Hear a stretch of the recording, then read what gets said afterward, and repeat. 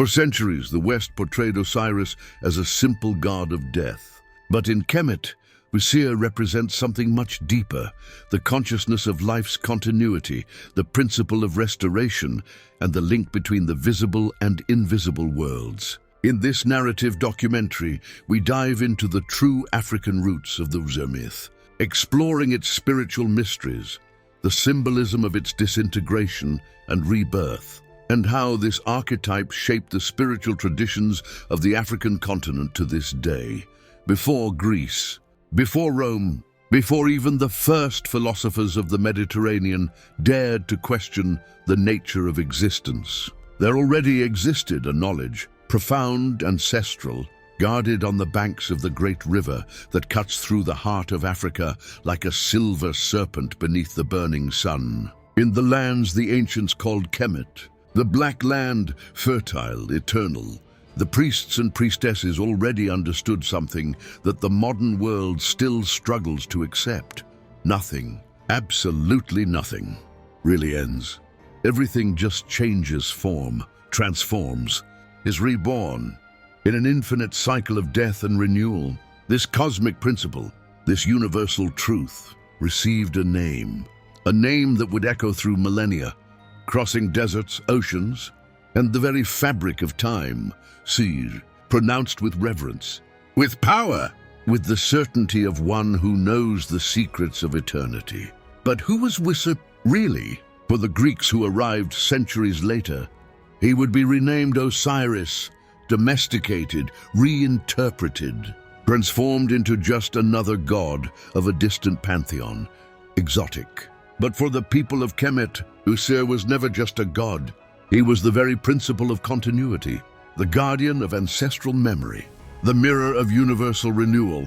His story is not about the end, not about death as termination, but about return, about memory that persists, about power that never completely extinguishes. Wsir represents something that colonizers could never fully comprehend. The idea that life is not linear, has no defined beginning and end, but is circular, cyclical, eternal, like the waters of the Nile that rise and fall, like the moon that waxes and wanes, like the seasons that succeed each other without ever ceasing. In the secret chambers of temples, in sacred texts written in hieroglyphs that dance on millennial walls, in rituals practiced by flickering torchlight, Wsir was invoked not as Lord of Death, but as Master of Transformation, the one who teaches that each end is just a new beginning in disguise, that each separation prepares a reunion, that each fragmentation announces an even more powerful reintegration. This is the story that the West tried to erase, rewrite, simplify, but which remains alive, pulsating, in spiritual traditions that crossed the Atlantic in the holds of slave ships, that survived slavery, colonization, cultural genocide, and that today resurge with renewed force, reclaiming their rightful place in the history of human spirituality. Because Wsir is not past, he is present, future, eternity. He is the code of continuity inscribed in the spiritual DNA of Africa. And his message echoes now, more necessary than ever. In a world that has forgotten how to die, to be reborn, how to fragment, to reunite stronger, how to descend into the depths, to emerge transformed. Prepare yourself to dive into the deepest mysteries of Kemet, to know the true face of Wsir, stripped of the masks that colonialism imposed on him, revealed in all his African glory, in all his transformative power, in all his eternal wisdom. This is the journey from end to beginning, from death to life, from fragmentation to wholeness. This is the journey of Wsir, and it begins now. When the Greeks arrived in Kemet, bringing with them their own categories, their own ways of understanding the divine, they encountered something their Mediterranean minds could not fully process. A spirituality so sophisticated, so integrated with natural cycles, so profoundly African that it would be necessary to translate it, simplify it, Europeanize it so that it made sense within their mental structures. And thus Osiris was born, a Hellenized version, domesticated, of something much older and much more powerful, Wsir, the true name, pronounced by the lips of Kemet's priests since time immemorial, carries in its syllables an entire universe of meanings that Greek transliteration could never capture. Wsir, whose exact pronunciation has been debated by generations of scholars, but which initiates new not just as a word, but as vibration, as invocation, as portal to dimensions beyond the physical. The fundamental error of Western thought was trying to fit Wsir into the category of god of death, as if it were possible to reduce his essence to a single function, to a single domain. Wsir did not govern death. He transcended the very duality between life and death. He was, and continues to be, the principle of cosmic order, of continuity that persists despite all ruptures, of essence that remains when all forms dissolve. The most ancient texts of Kemet, those inscribed on the walls of pyramids long before any Greek set foot on African soil, reveal an understanding of Wsir radically different from what Western history books have perpetuated. In these texts, known as the pyramid texts, Wsir appears as primordial cosmic force, prior even to the creation of the physical world. He is described not with limited anthropomorphic characteristics, but as energy, as principle, as universal law, intimately linked to the concept of Maat, cosmic order, truth, justice, the balance that sustains all creation. Maat and Wsir are inseparable in Kemetic thought, because there can be no continuity without order, no renewal without balance, no resurrection without justice. Wsir is the guardian of Maat in the invisible realm, just as pharaohs were guardians of Maat in the visible realm. And this connection reveals something fundamental about how ancient Africans understood reality. For them, there was no rigid separation between material and spiritual, between life and death, between time and eternity. Everything was part of a continuum, of a constant flow of transformation governed by immutable laws. The visual representations of Wsir have also been distorted by Western interpretation. When we see Wsir on temple walls, with his green or black skin, his body wrapped in bandages like a mummy, holding the crook and flail, symbols of authority and sovereignty, we are not seeing a god of the dead. We are seeing the very land of Kemet personified, the black and fertile earth that dies under the desert heat, but is reborn with each flooding of the Nile. His green skin represents the vegetation that sprouts, the life that emerges from what seemed dead. His black skin represents the fertile silt of the Nile, the humus, the decomposed matter that transforms into the cradle of new life. The bandages that wrap his body are not just shrouds, they are cocoons. They are the dark womb where metamorphosis happens, where the caterpillar dies so the butterfly can be born. The crook he holds, the heka, is not just a symbol of royal power. It is representation of authority over processes of transformation, of mastery over forces that dissolve and recreate. And the flail, the nekacha, traditionally used to thresh grain, represents the separation between chaff and wheat, between husk and seed, between what must be discarded and what must be preserved in the process of renewal. Each element of Wsir's iconography tells a story, transmits a teaching, preserves knowledge that colonizers classified as primitive mythology, but which in fact represents one of the most sophisticated philosophies about the nature of existence ever developed by humanity. The name Wsir, in its hieroglyphic form, is composed of symbols that reveal even more layers of meaning. The throne, the eye, each element carries centuries of wisdom condensed into images. Because hieroglyphs were not just a writing system, they were a system of multidimensional knowledge transmission, where each symbol functioned simultaneously as sound, as concept, as portal to deeper understandings, while the Greeks transformed Wsir into Osiris, creating legends where he was simply a king who was murdered and became ruler of the underworld.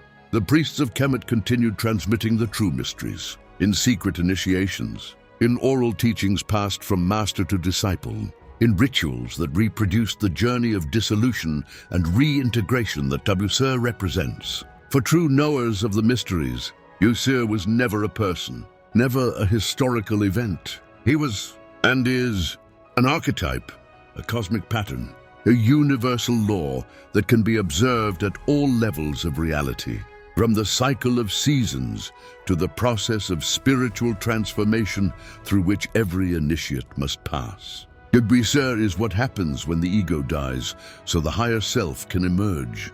When identification with the body dissolves, so consciousness of eternity can awaken.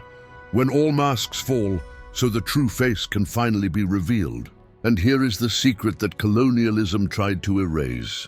Wsir is not exclusive to Kemet. He is the Kemetic expression of a principle recognized by all authentic African spiritual traditions. The principle that life is stronger than death, that essence is indestructible, that continuity is the fundamental law of the universe. When Hellenists renamed Wsir as Osiris, when European Egyptologists interpreted sacred texts through their own cultural lenses, when Western museums displayed images of Wsir as curiosities of a dead civilization, they were committing an act of epistemic violence.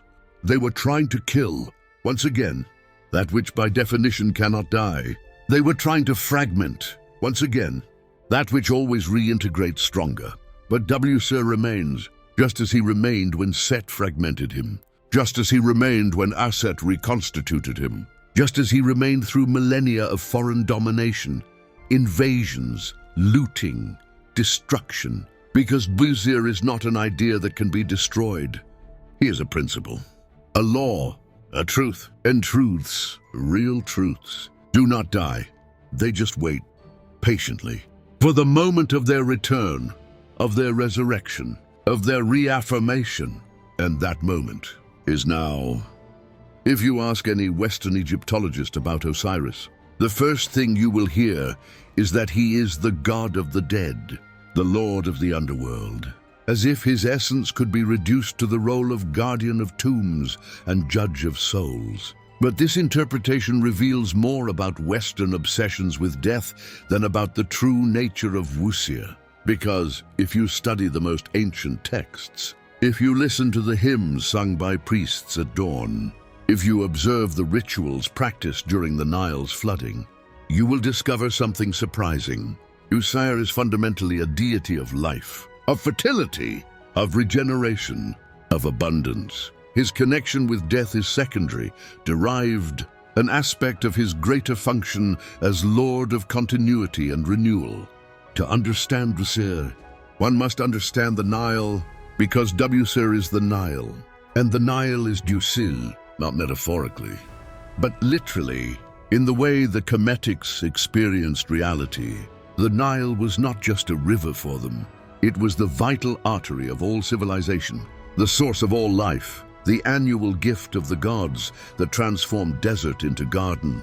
And its cycle, predictable, constant, eternal, was the visible manifestation of the principles that Wsir embodied.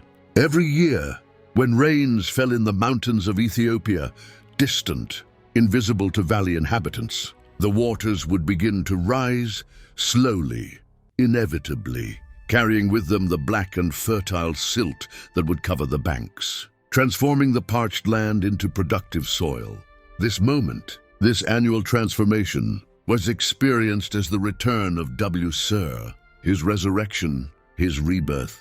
The fields that seemed dead, dry, sterile under the scorching sun, suddenly exploded with life, with green, with abundance. And this was not seen as simple natural phenomenon. It was recognized as manifestation of Wsir's principle, living proof that death is always temporary, that life always returns, that renewal is inevitable. The most ancient hymns to Wsir, those preserved in the pyramid texts and later in the coffin texts, explicitly celebrate him as he who makes green grow, he who brings vegetation, Lord of fertility, Father of abundance. When Wsir was invoked by farmers before planting, his image was carried through fields during fertility rituals. Offerings of grain and beer were placed on his altars with prayers for abundant harvests. Because Wsir was not just the river, he was also the very earth, the black and fertile soil, the humus where seeds germinate.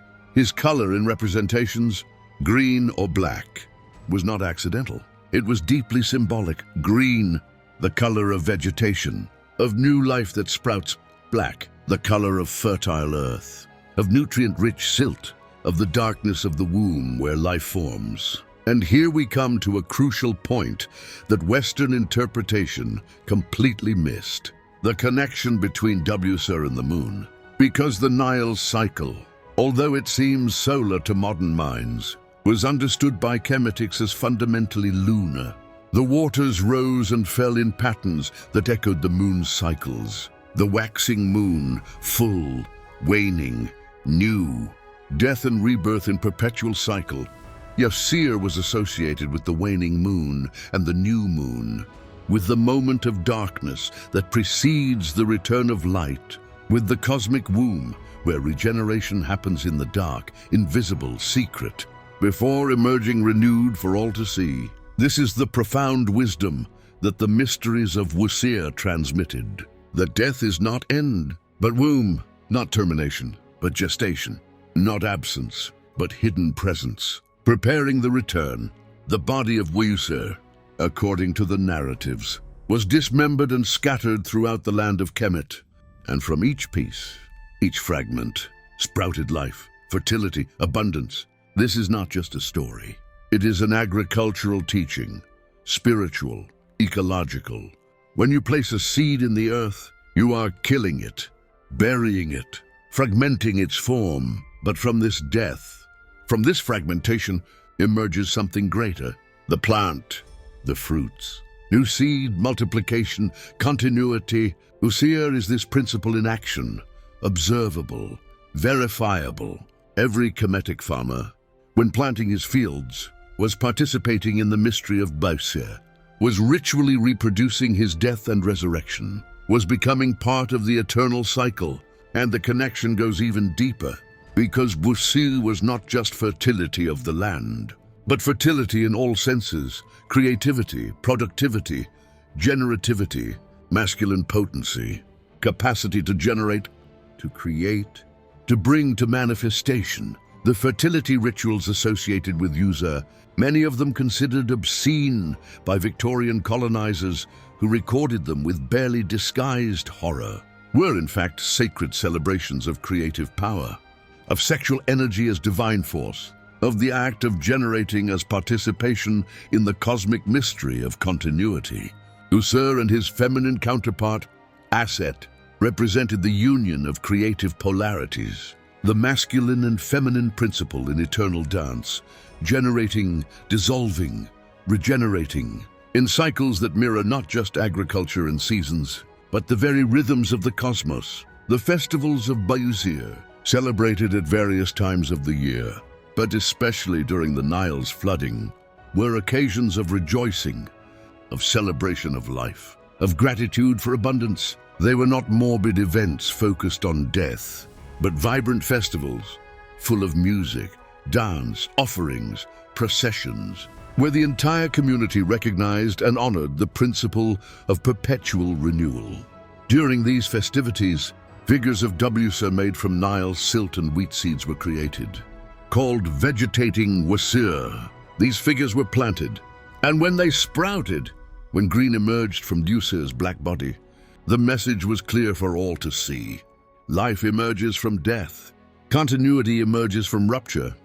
Abundance emerges from apparent scarcity. This teaching, this profound understanding of natural cycles, was not primitive superstition.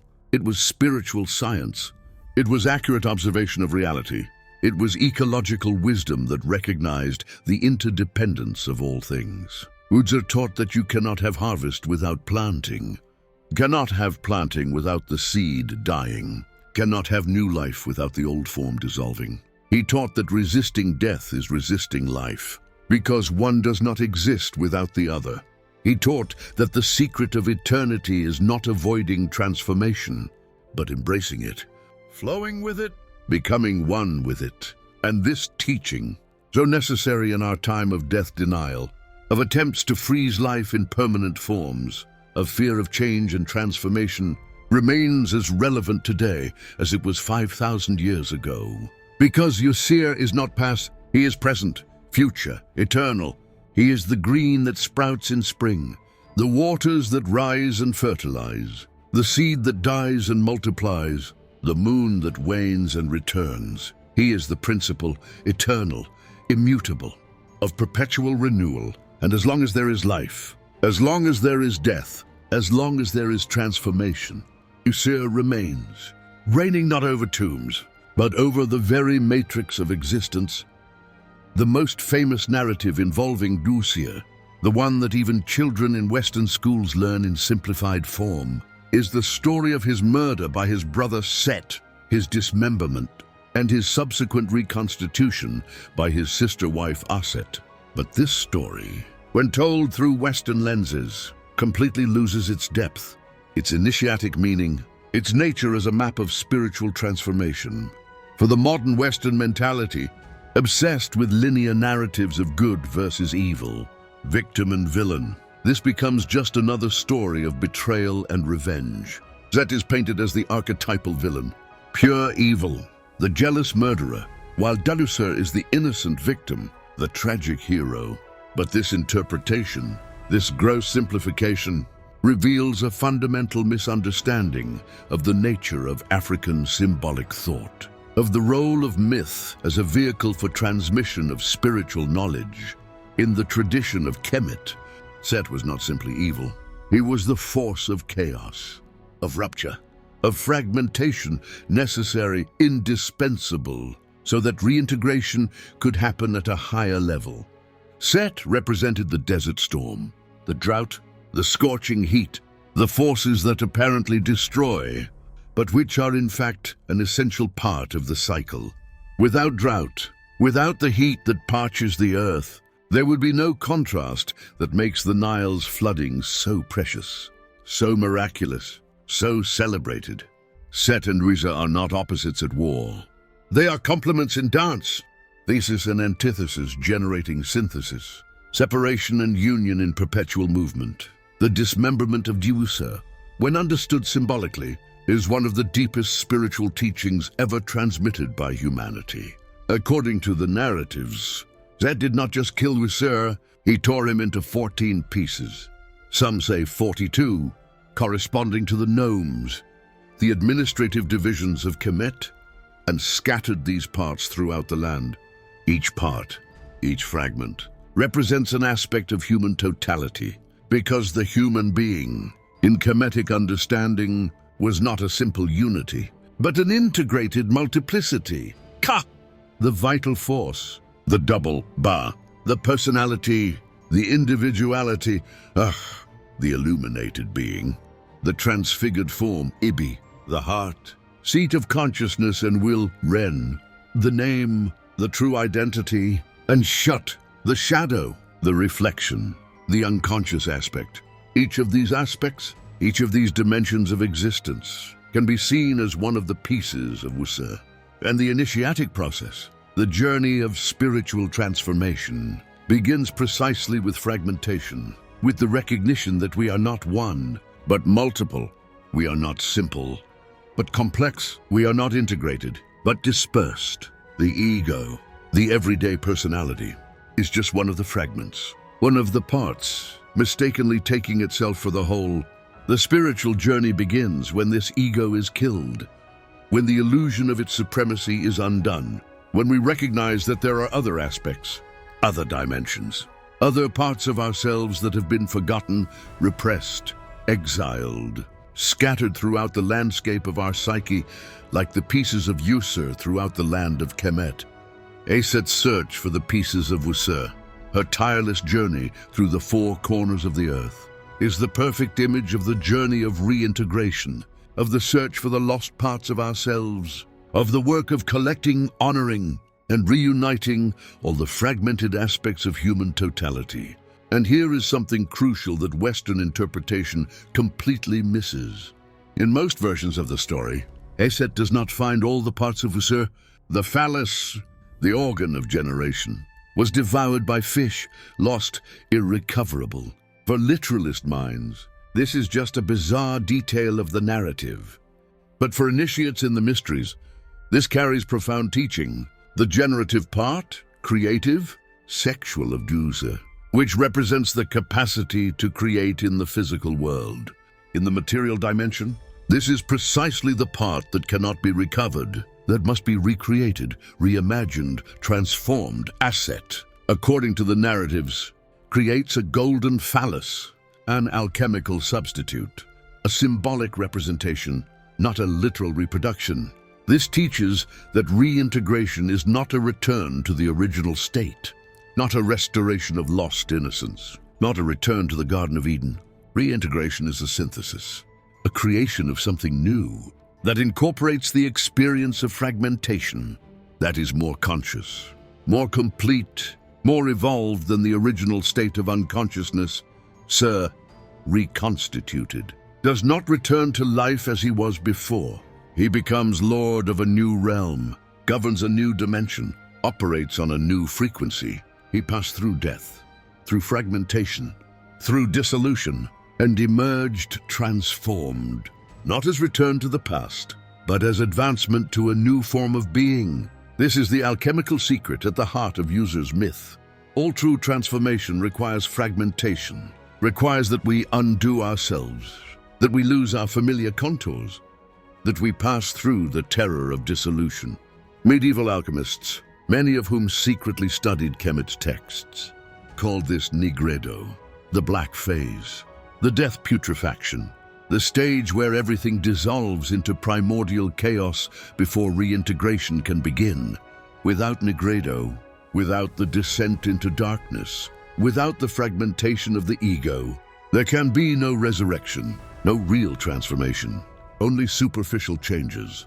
Rearrangement of furniture in the same room. Wsir teaches that you must be willing to die truly, completely, not just physically, but psychologically, spiritually, identitarily.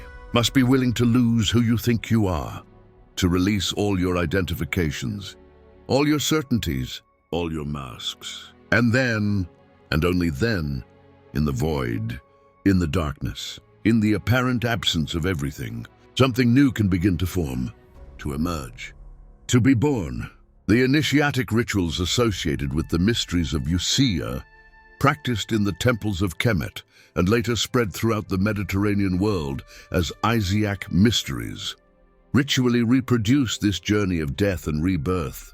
The initiate was led through stages that symbolized fragmentation, descent, dissolution, spent periods in darkness, in fasting, in silence, dying symbolically to their previous identity. And then, when the ego was sufficiently dissolved, when defenses were down, when vulnerability was total, came reintegration, revelation, rebirth in new consciousness. But this rebirth, this resurrection, was not guaranteed, not automatic, not a given gift. It was earned through work, through courage, through willingness to fully enter the experience of fragmentation without fleeing, without seeking premature escape. And here is the tragedy of the modern world. We are so obsessed with avoiding fragmentation, maintaining the illusion of integrity and control, never showing weakness, never admitting we are shattered, that we never pass through the door that leads to true transformation. We live in denied fragmentation, in unrecognized separation, maintaining the facade that we are fine, whole, functional, while inside, the pieces of our inner Wsir are scattered, not honored, not sought, not reintegrated. The call of Wsir through the millennia remains the same. Have the courage to recognize your fragmentation. Have the courage to seek your lost pieces. Have the courage to die so that something more true, more complete, more authentic can be born. If Wsir is the principle of continuity, of essence that persists through fragmentation, then Aset, whose Hellenized form we know as Isis, is the active principle of reintegration, the force that seeks, gathers, and restores but to reduce Aset to a secondary role, to the devoted wife who searches for her dead husband, is to commit yet another violence against African knowledge, because Aset is not supporting character in Wsir's narrative. She is co-protagonist, co-producer, co-creator of resurrection. Aset, whose Kemetic name literally means throne, represents something far beyond what Western imagination can capture when thinking of goddesses. She is the very matrix of power, the cosmic womb from which all manifestation emerges, the wisdom that knows the secrets of life and death, the supreme mage whose knowledge of names and words of power gives her mastery over the very laws of nature. Aset's search for the pieces of Wsir, traveling tirelessly throughout Kemet, asking, searching, never giving up, is the image of the persistence of the feminine creative principle, of the force that refuses to accept fragmentation as final state, that knows intuitively, viscerally, that reintegration is possible, that wholeness can be restored. But the most crucial moment, the turning point of the entire narrative, comes when Aset finally gathers all the fragments she could find. Because gathering the parts is not enough. The gathered parts are still dead, inert, without life, without movement, without consciousness. Something more is needed. The breath is needed. And here we come to one of the deepest teachings of Kemet's mysteries, the power of the verb, of the word, of sound, of vibration. Aset, according to the narratives, did not just put together the pieces of Wsir. She pronounced words of power over them. She sang enchantments. She vibrated sacred sounds. She breathed life back into the reconstituted body. This is not a poetic detail. This is a precise spiritual teaching about the nature of reality and the power of feminine creative consciousness. Because what is breath but the very pneuma, the ruach, the chi, the invisible vital force that animates matter? Breath is the bridge between spirit and matter, between invisible and visible, between potential and manifestation. When Aset breathes life into Wsir, when she pronounces the words of power that reconnect his ka to his body, when she sings the enchantments that awaken his consciousness, she is demonstrating something that all African spiritual traditions recognize: the sacred power of the spoken word. The word, in Kemetic understanding, is not just sound, not just communication. It is creative force. It is manifesting power. It is vibration that organizes chaos into form, that brings from non-being to being, that transforms potential into actual. The hieroglyphs of Kemet, which the Greeks called sacred writing, were understood as having intrinsic power, not just as representations of sounds or ideas, but as portals, as invocations, as forms that carried within themselves the essence of what they represented. Writing Wsir's name in hieroglyphs was not just recording a sound, it was invoking his presence. It was making him real.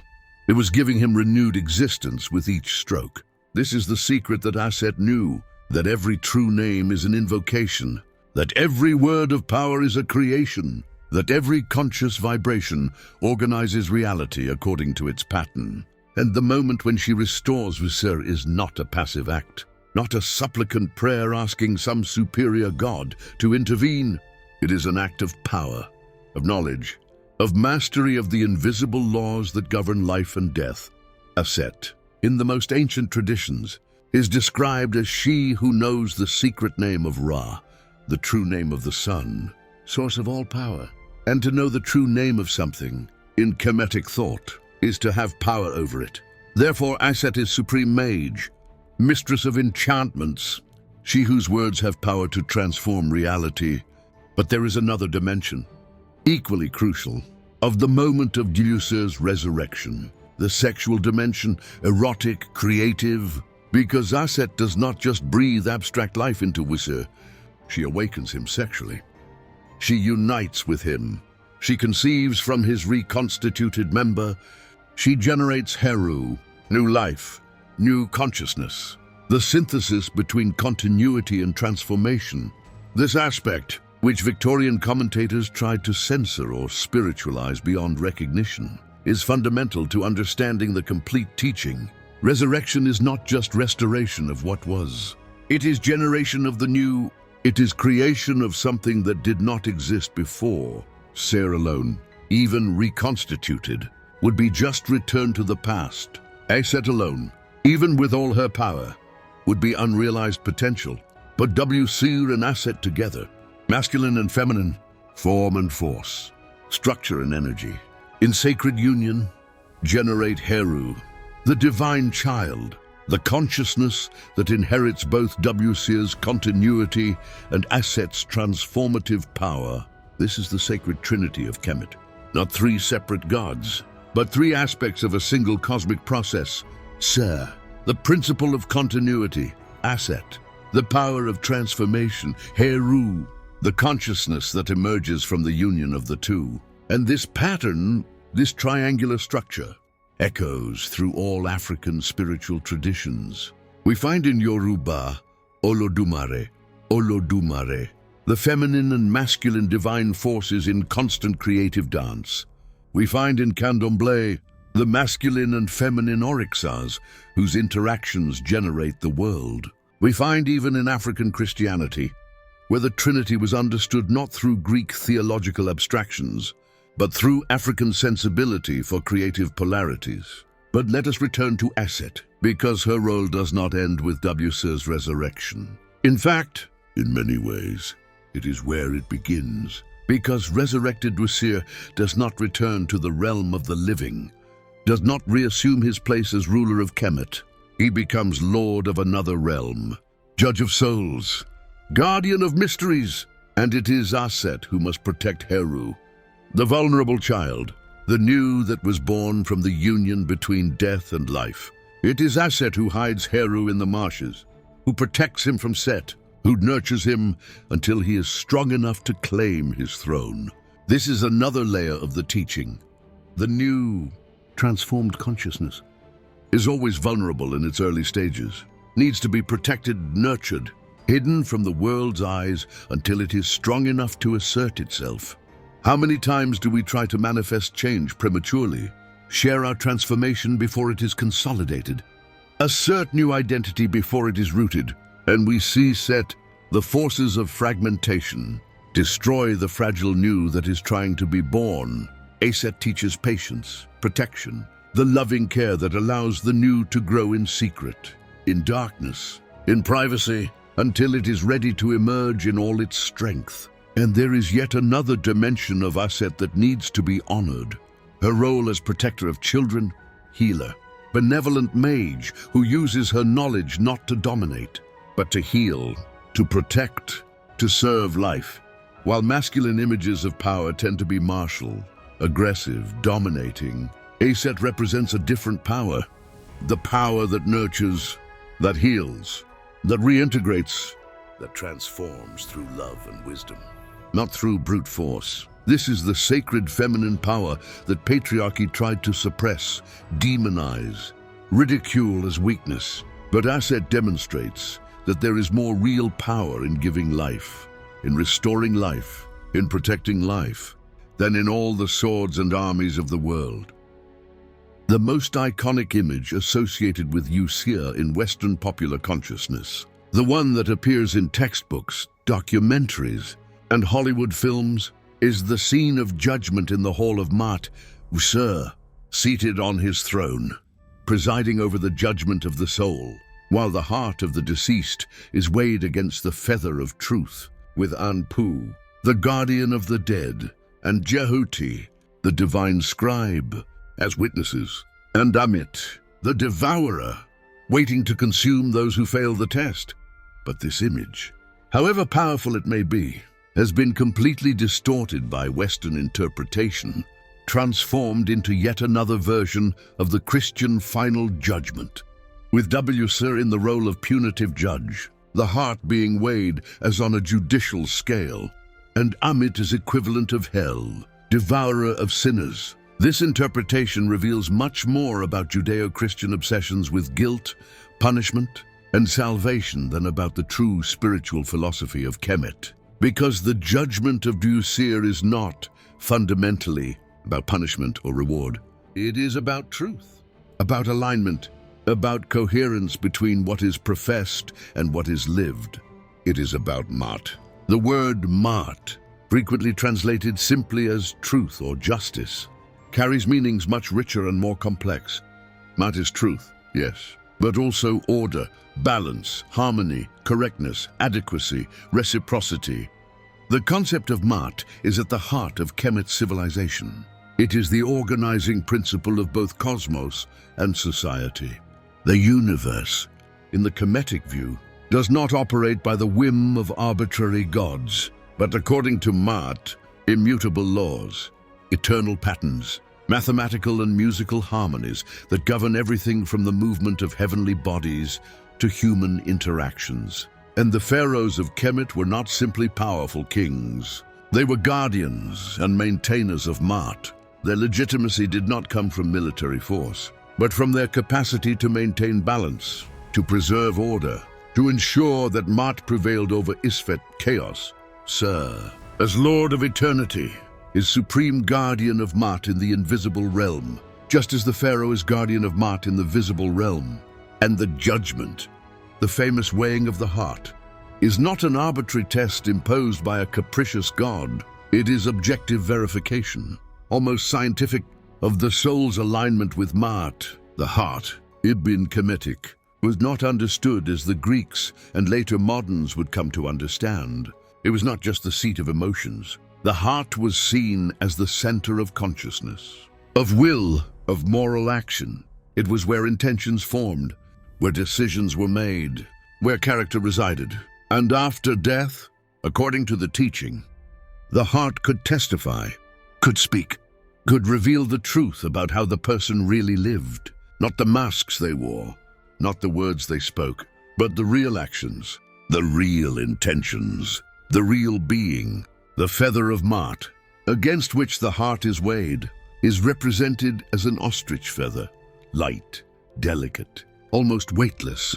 This is deeply significant because it teaches that Maat is not burden, not weight, not oppressive load. Maat is lightness, is fluidity, is living according to the natural order of things, without resistance, without internal conflict, without contradiction between what is thought, said, and done. A heart in harmony with Maat would be as light as the feather, because it would not carry the weight of lies, of hypocrisy, of violation of natural order.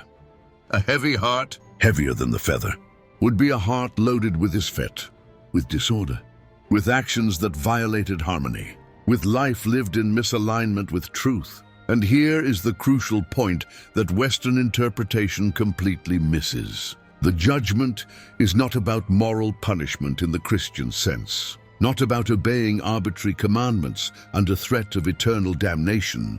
The judgment is about natural consequence, about objective verification of alignment. It is like trying to make a square object pass through a round hole. It is not that the hole is punishing the object for being square. It is simply that incompatible shapes cannot occupy the same space. A soul in profound misalignment with Maat, a soul that lived in constant violation of order, of truth, of reciprocity, simply cannot integrate into the dimension where Maat reigns supreme, not by punishment, but by fundamental incompatibility. And Amit, the famous devourer, with crocodile head, lion body, and hippopotamus rear, is not sadistic demon, but natural force of dissolution. A heart so heavy that it fails. The test does not go to a hell of eternal torments. It simply dissolves, returns to non-being, to non-existence. It is second death, definitive death, not continuity, not eternity, but cessation. And even this is not punishment. It is simply what happens to that which cannot exist in the frequency of eternity. But there is another layer, even deeper, in the teaching of judgment.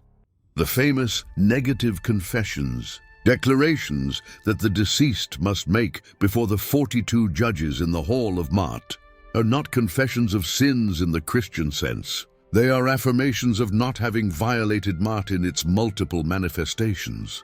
I have not killed. I have not stolen. I have not caused pain. I have not wasted water. I have not cut necessary trees. I have not been cause of weeping. Each of these affirmations reveals an aspect of Ma'at, of how to live in harmony with cosmic order. And what is notable is how these affirmations encompass not just interpersonal ethics, but also ecological ethics, responsibility with nature, care with resources. Kemet, contrary to what the West wants to admit, had a sophisticated ecological consciousness.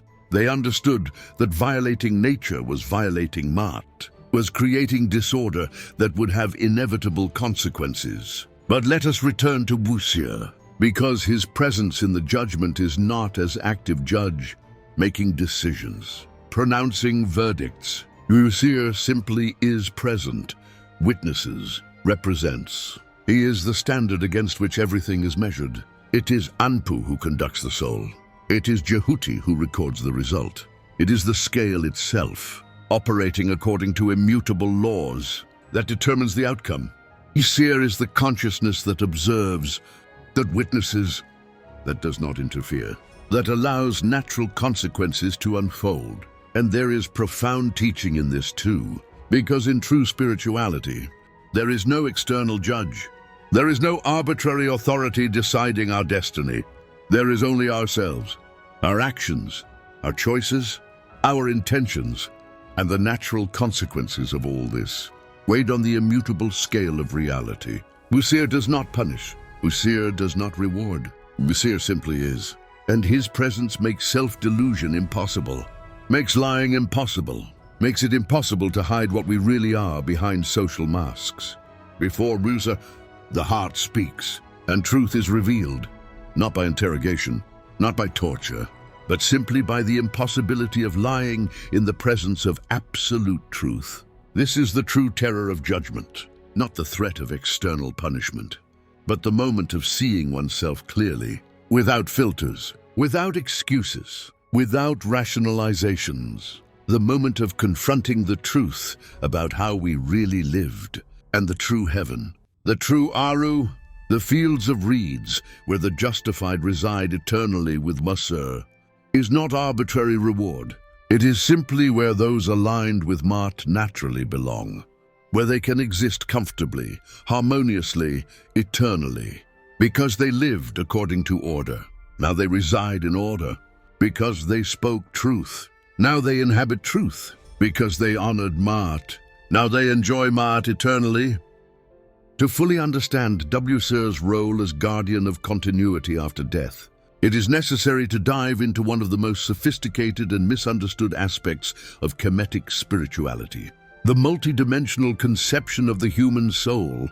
Because Kemet did not see the human being as simple duality of body and soul, as would become common in Western thought influenced by Platonism and Christianity, Kemetic anthropology was infinitely more complex, recognizing not two, but at least 7 distinct aspects of the human being, each with its own nature, function, and destiny after death. Kat, the physical body, the material form, Sahu, the spiritual body, the immortal form, Ka, the vital force, the double Ibu, the heart, seat of consciousness and will, Ba, the personality, the individuality, the illuminated spirit, the transfigured form, Ren, the name, the true identity, and Shuat, the shadow, the reflection, the unconscious aspect. This multiplicity was not confusion, not primitive thinking incapable of reaching abstraction.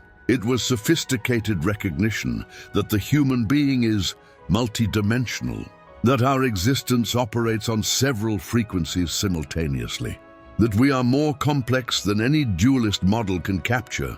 And Osiris, as Lord of Continuity, was intimately related to the preservation and integration of all these aspects after death, especially the 3 most important, Ke, Ba, and Ren.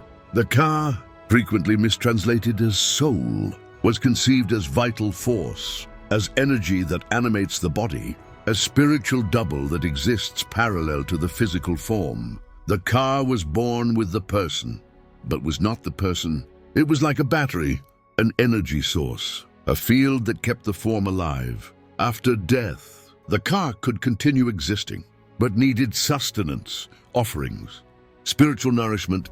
This is why Kemet's tombs had offering chambers, where food, drink, incense were left regularly to feed the Ka of the deceased. This seems primitive superstition to modern minds, but there was sophisticated spiritual logic behind it. The Ka, as energetic form, needed energy to maintain itself, and physical offerings, when accompanied by correct intention and ritual, transferred energy to subtle dimensions where the Ka resided. Wsir, as guardian of the dead, was also guardian of Kas, ensuring that those who honored Maat received the sustenance necessary to maintain their post-death existence. The Ba, on the other hand, closer to what moderns would call personality, was the individual aspect, unique, irrepeatable of each person. The Ba was represented as a bird with human head, capable of flying between the world of the living and the dead, between the body and the tomb and the spiritual realms. This image is deeply significant because it suggests that personality, individuality, is not trapped in the body, but can transit, can travel, can exist independently of physical form. After successful death, after passing through judgment, the Ba could reunite with the Ka, and from this union would arise the Ak, the illuminated spirit, the transfigured form capable of existing eternally in Wsir's presence. This transformation of Ba and Ka into Akh was not automatic, not guaranteed. It required correct rituals, precise knowledge, appropriate texts. This is why the pyramid texts, later the coffin texts, and finally the famous Book of the Dead were so crucial. These texts were not religious literature in the modern sense. They were technical manuals, practical guides, maps of post-death dimensions, precise instructions on how to navigate dangers, overcome obstacles, and achieve transformation into Akh.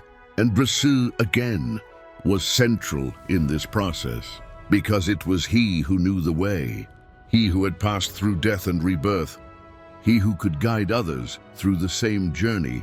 The funerary rituals of Kemet, in their complete form, were called becoming Wsir. Each dead person, when passing through appropriate rituals, symbolically reproduced Wsir's journey, his death, dismemberment, reconstitution, and resurrection. The name of the deceased was preceded by Wsir, indicating identification, not with Wsir as person, but with the principle that Wsir represents, the principle of continuity through transformation. Wsir Amenemhat, Wsir Nefertari, did not mean that Amenemhat or Nefertari were Wsir, but that they had become individual manifestations of the eternal principle of renewal that Wsir embodies. But of all aspects of the soul, the most crucial, the most fundamental for eternal continuity, was the Ren, the name, because in Kemet's philosophy, the name was not mere arbitrary label.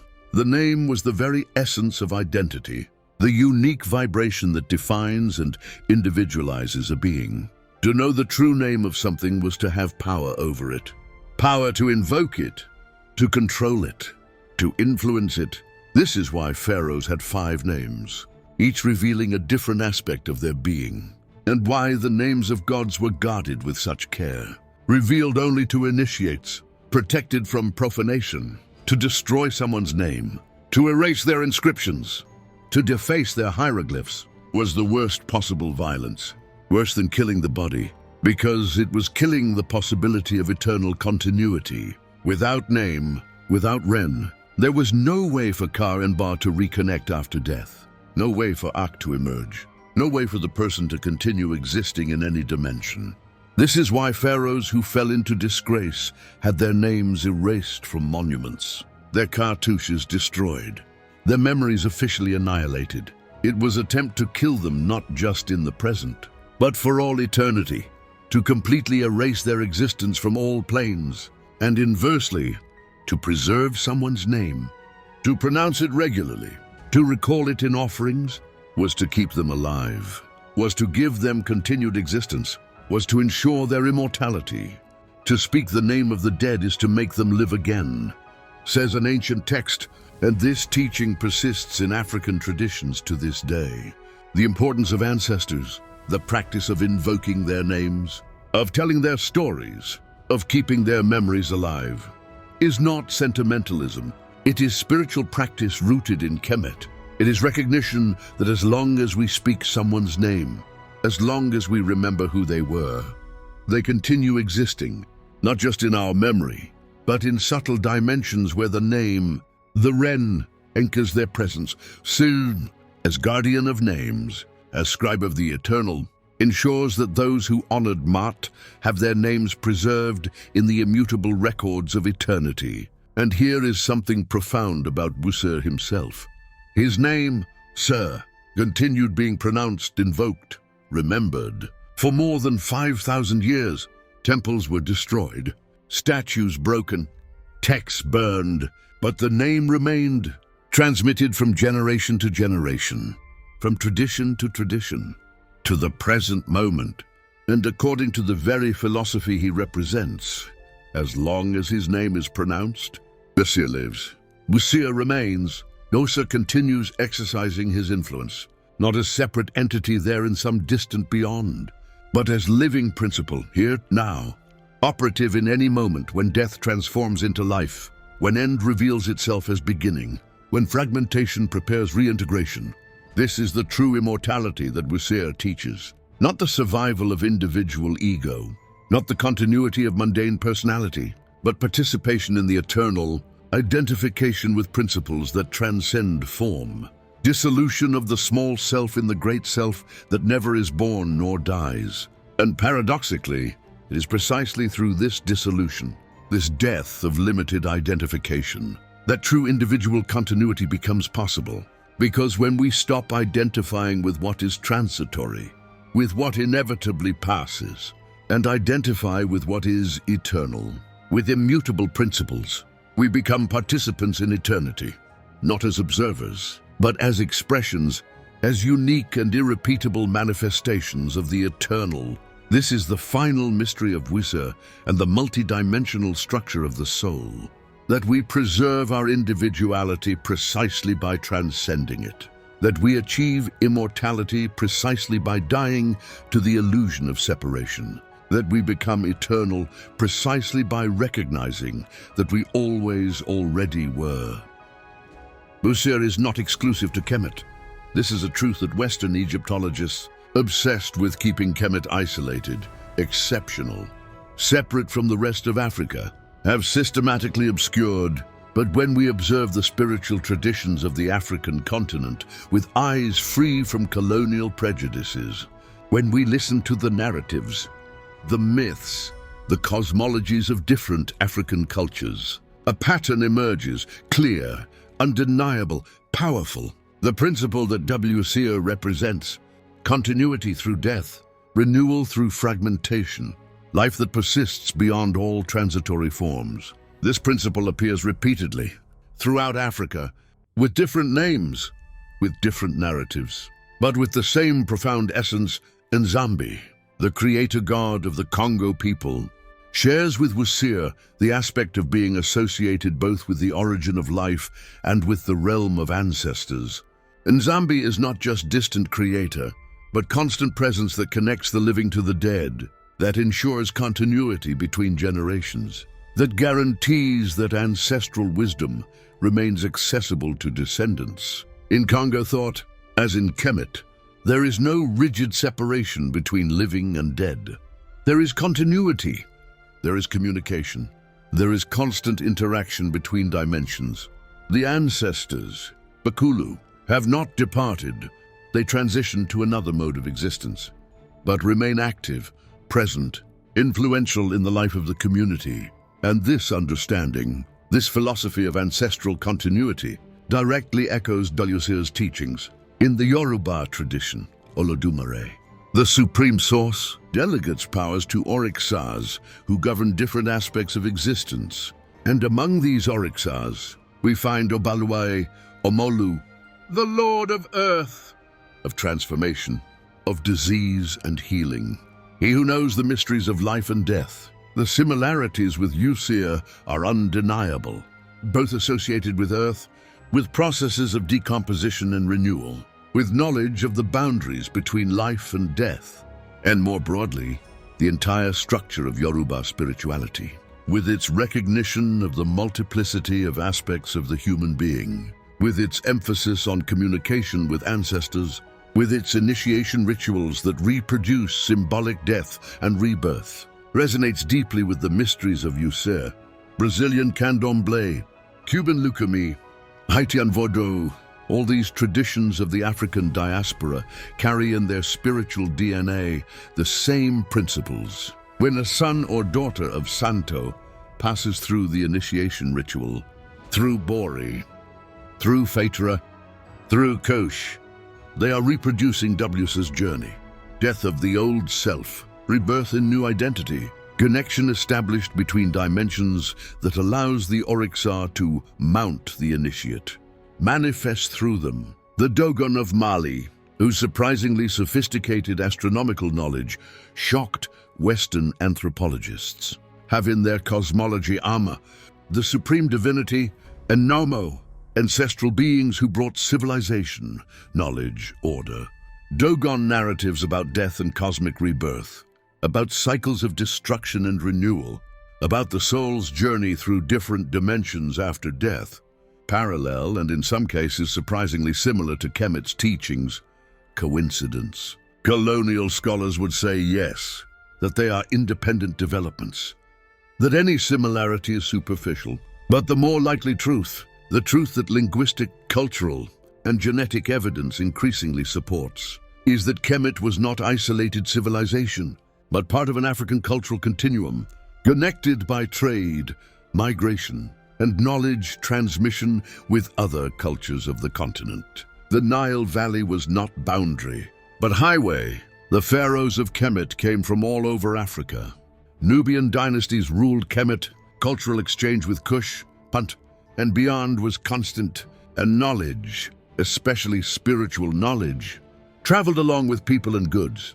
The fundamental concepts that crystallized in Kemet as mysteries of Wsir were not invented from nothing on the banks of the Nile. They were developed over millennia by different African peoples, refined, elaborated, systematized in Kemet, but rooted in broader and more ancient understandings. This is why we find the same basic pattern throughout Africa, the same reverence for ancestors, the same recognition of continuity between living and dead, the same understanding that death is not end but transformation, the same practice of rituals that reproduce death and rebirth.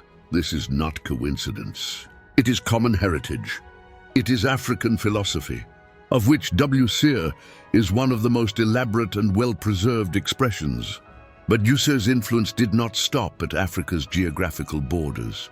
When enslaved Africans were brutally torn from their lands and transported across the Atlantic, when they were forbidden to practice their religions, to speak their languages, to maintain their cultures, when everything was done to destroy their identity, break their connection with roots, transform them into property without history, without soul, they carried Wsir with them, not literally, not as organized cult of Kemet's god, but as principle, as profound understanding, as knowledge inscribed in the collective soul.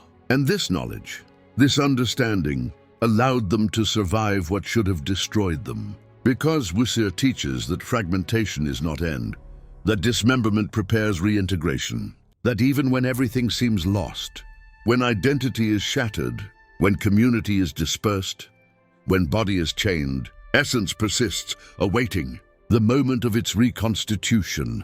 Afro-Brazilian, Afro-Cuban, Afro-Haitian, Afro-American spiritualisms are all, to different degrees, reconstitutions, reintegrations of traditions fragmented by diaspora.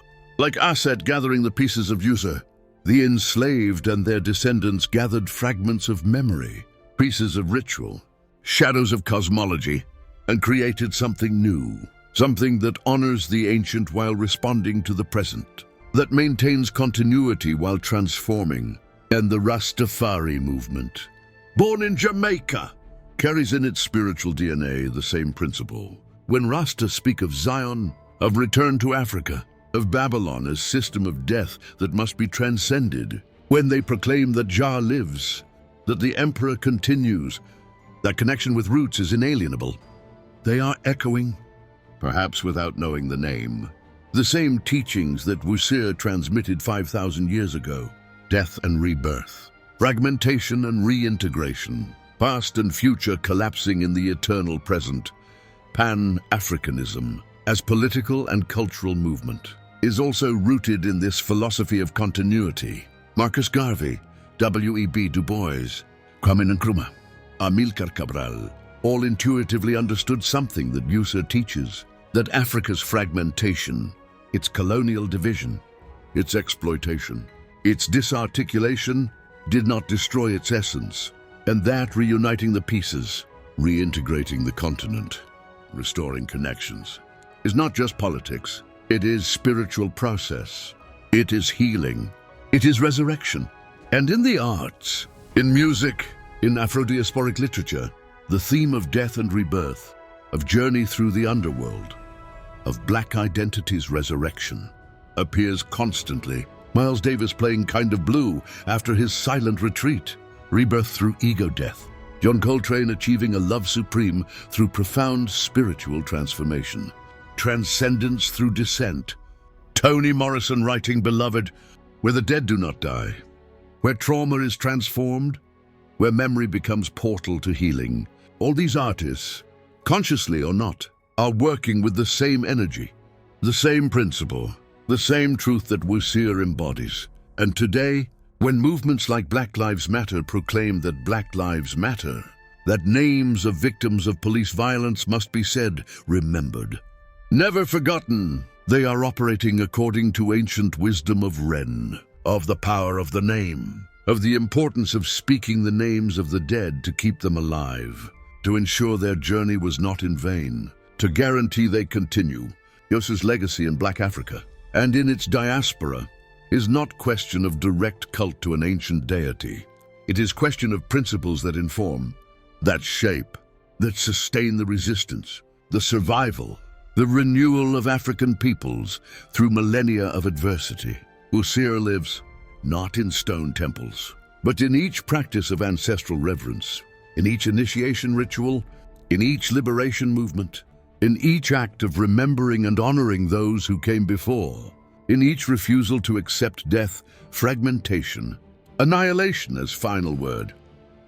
We are living now in this exact moment of human history, a rebirth of Wsir, a resurrection of the principle he represents, a reintegration of knowledge fragmented for centuries by colonial domination.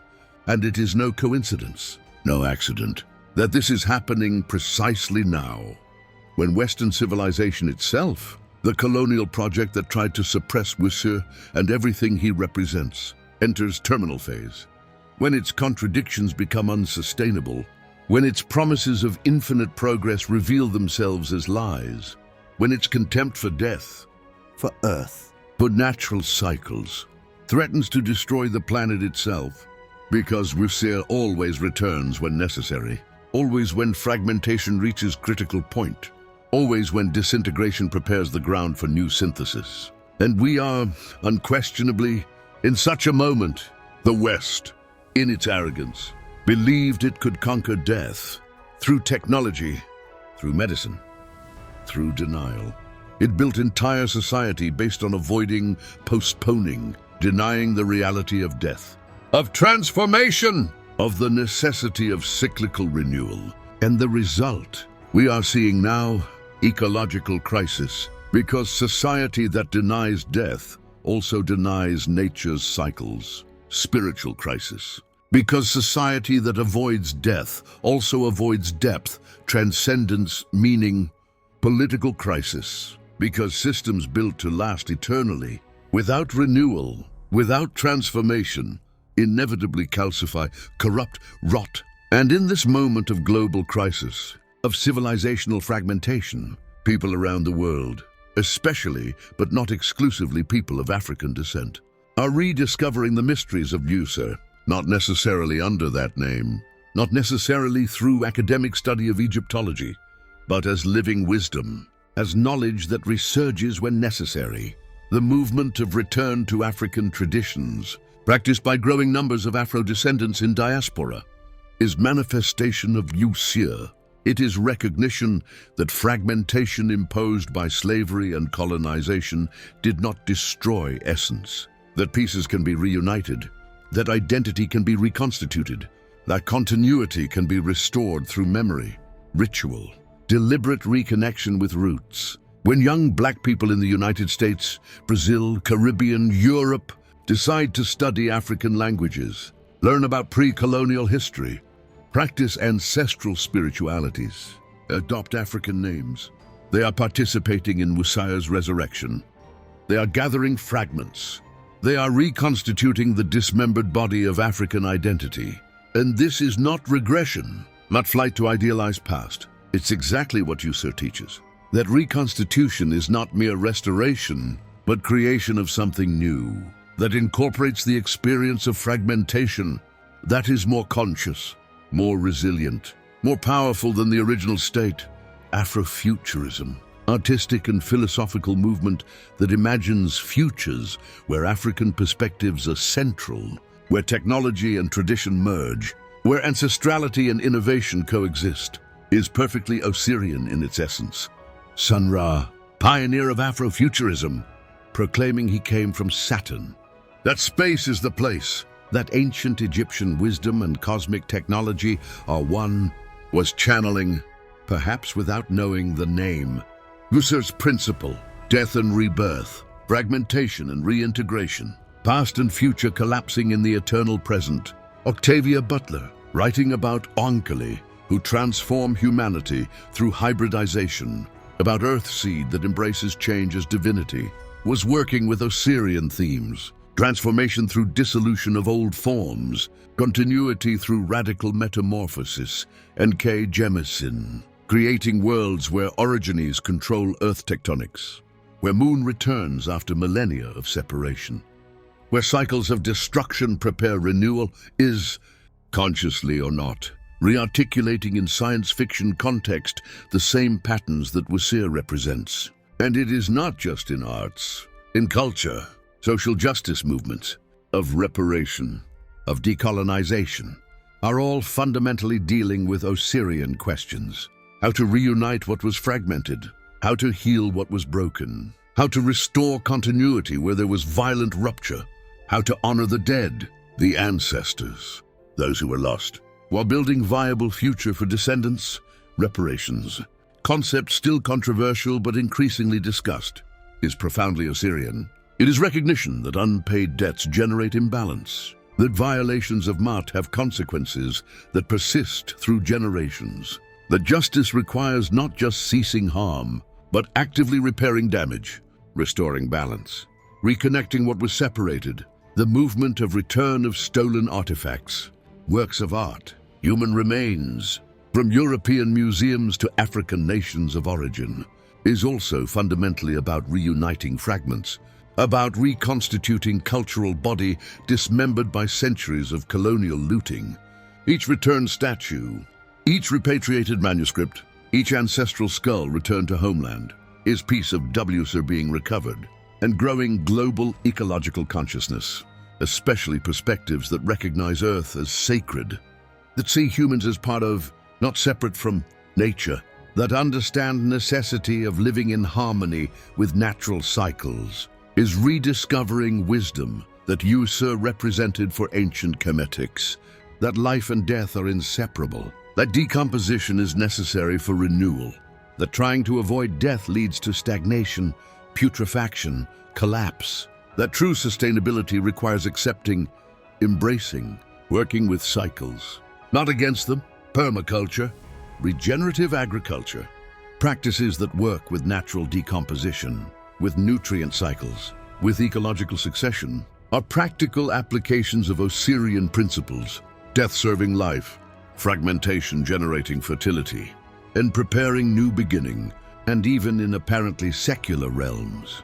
In psychology, in philosophy, in science, concepts that echo Wsir are emerging. Transpersonal psychology, recognizing necessity of ego death for spiritual growth. Process philosophy, understanding reality as constant flux, not static substance.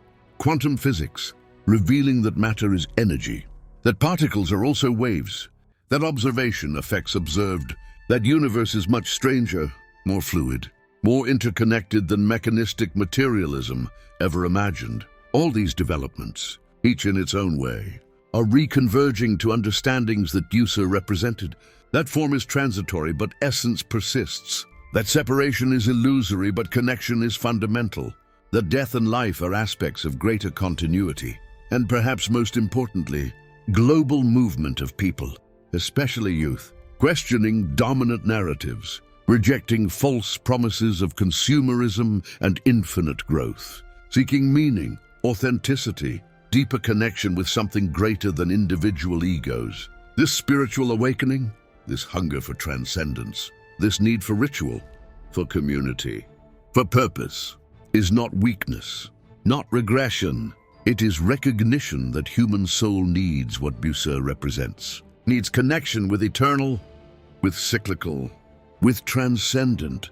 And when official society, established institutions, dominant religions fail to provide this, people seek elsewhere and inevitably find paths that lead back to ancient wisdoms, to traditional mysteries, to teachings like those of Wsir that persisted, that survived, that waited patiently. Their moment of return, and that moment is now.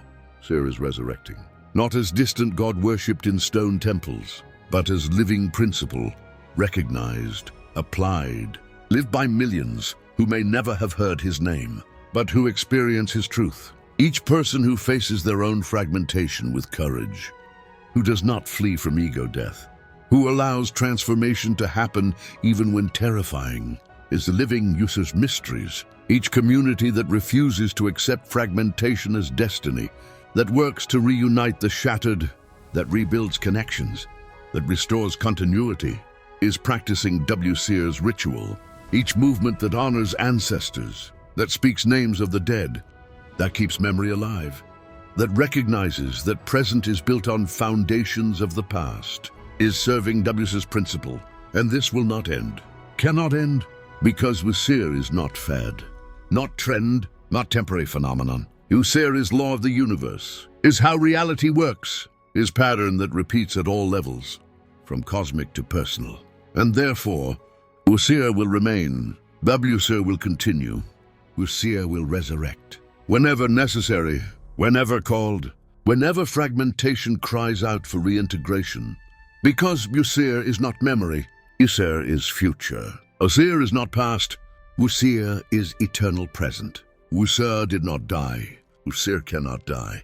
Wsir is life, emerging perpetually from death. And so we arrive at the end of this journey, through the mysteries of Wsir, but end, as we have learned, is not really end, it is just transition to new beginning, pause before renewed movement, death that prepares rebirth, because the story of Wsir, when truly understood, is not story of the past, not record of events that happened once long ago in distant land. Wsir's story is map, is mirror, is invitation. It is map of the journey each of us must make, through our own personal fragmentations, through our own symbolic deaths, through our own processes of reintegration. It is mirror where we can see reflected our own nature, multidimensional, complex, capable of persisting through transformations that would seem to destroy anything less resilient. It is invitation to consciously participate in the process, to not just be fragmented by life, but to embrace fragmentation as necessary part of growth, to not just suffer death, but to deliberately die to what must die, so the new can be born. But Wsir does not ask us to worship him, to build temples in his name, to repeat ancient formulas in dead language. Wsir asks us to understand, to recognize, to live the principle he represents, and that principle can be stated simply, although its implications are infinitely profound. Nothing ends. Everything transforms. The energy that you are was never created, will never be destroyed, will only change form, countless times, in endless process. Your essence, your ka, Your divine spark persists through all changes, through all deaths, through all fragmentations. Your true name, your Ren, is inscribed in eternal records, and as long as it is pronounced, as long as it is remembered, you exist, you remain, you continue. Your personality, your Ba, is not annihilated by body's death, but transits, transforms, evolves, potentially achieving form of Ach, of illuminated spirit, of consciousness that transcended limitations of identification with physical body. And the process, the journey, the path, is not inaccessible mystery reserved for elite initiates in secret temples. The process is life, is what we all experience, constantly. Death and rebirth on large and small scales. Each night you die, consciousness dissolves in sleep. Everyday identity temporarily suspended. And each morning you are reborn. Consciousness returns.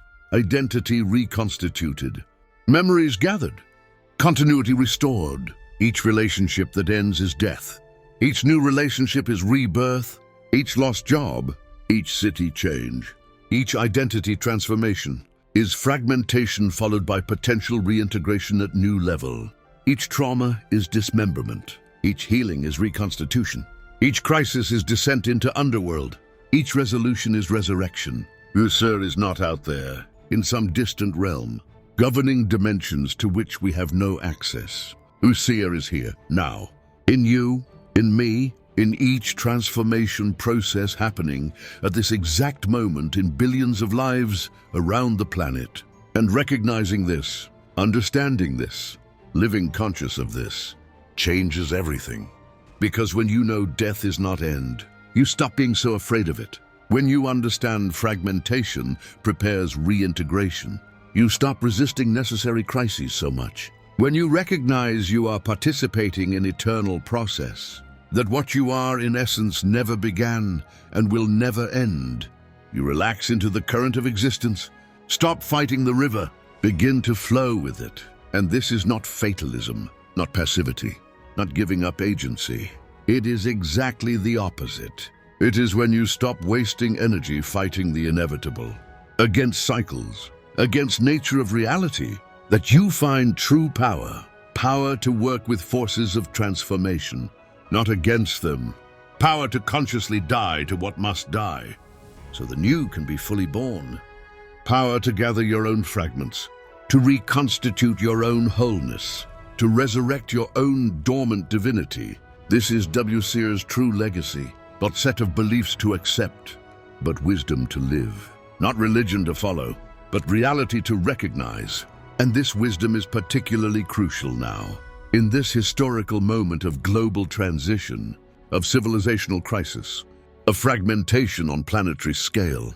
Because dominant civilization is dying, its foundations are fragmenting, its certainties are dissolving, and there is fear, there is denial, there is desperate attempt to keep alive what is already dead. To avoid necessary transformation, to postpone the inevitable. But those who understand, those who have internalized his teachings, are not afraid of what is coming, because they know each end prepares new beginning. That fragmentation opens space for new synthesis. The death of one world is birth of another. And they do not just wait passively. They actively participate, gathering fragments of wisdom, reconstituting forgotten knowledge, preparing foundations for what will come after. Like Asset gathering pieces of Wsir, there are people around the world gathering fragments of cultures shattered by colonialism, reintegrating knowledge separated by artificial borders, reconstituting ancestral wisdoms to serve the future. And when new synthesis emerges, when new civilization is born from ruins of the old, Wsir will be there, as he always was, as he always will be, not as authoritarian ruler imposing order, but as principle of continuity, ensuring that what was valuable in the old is not lost, that lessons are learned, that memory is preserved, that wisdom is transmitted. Because Wsir is ancestor, is memory, is all that we were that continues influencing what we are and will be. And honoring Wsir does not require elaborate rituals, does not require knowledge of ancient languages. does not require initiation into esoteric traditions. Although all this may have value for those so inclined, honoring Wsir requires only this: living consciously, dying consciously, transforming consciously. It requires recognizing your own fragmentation without shame, seeking your own lost pieces with courage, reuniting yourself in ever more complete wholeness. It requires honoring your ancestors, speaking names of those who came before, recognizing that you are continuation of lineages extending back through millennia. It requires accepting your own mortality, not with fear or denial, but with understanding that death is portal, not wall. It requires living according to Mat, with truth, with balance, with justice, knowing that your actions have consequences reverberating beyond your individual life. It requires planting seeds whose trees you may never see grown, knowing that others will harvest what you planted, just as you harvest what others planted. And above all, it requires faith, not blind faith in dogmas, but faith based on observation, on experience, on wisdom tested through millennia. Faith that life is stronger than death, that light emerges from darkness, that order emerges from chaos, that meaning emerges from fragmentation, that you, in your deepest essence, are eternal. And this faith, this understanding, this wisdom, is Wsir's gift to humanity, transmitted through Kemet, preserved through African traditions, resurging now when most needed, like Wsir himself. This wisdom was fragmented, scattered, apparently lost. But now, piece by piece, it is being reunited by scholars recovering ancient texts, by practitioners reviving traditions, by artists expressing ancient truths in new forms, by each person who awakens to realize there is more to existence than superficial materialism can explain. Wsir's resurrection is happening, not as single event, but as process, not as restoration of past, but as creation of future rooted in eternal wisdom. And you, now, having journeyed through these mysteries, having heard this story, having considered these teachings, you are part of this process, because knowledge, true knowledge, is not passive possession. It is active transmission. It is chain extending through time. It is responsibility, is calling, is invitation. Wsir lives in you now, if you choose to honor him, not through worship, but through understanding, through life lived consciously, through participation in the great mystery of eternal continuity. And when you die, and you will die, because everyone dies, your car will continue, your bar will transit, your ren will remain inscribed in the hearts of those you touched. And if you lived well, if you honored Mat, if you gathered your fragments and became whole, you will find Wsir not as external judge, but as reflection of your own transformed consciousness. And you will recognize, finally, fully, what was always true. You are Wsir. Wsir is you. There is no separation. There never was. What dies is reborn. What is fragmented reunites. What seems lost is found. Eternity is not distant future. Eternity is now, and it begins.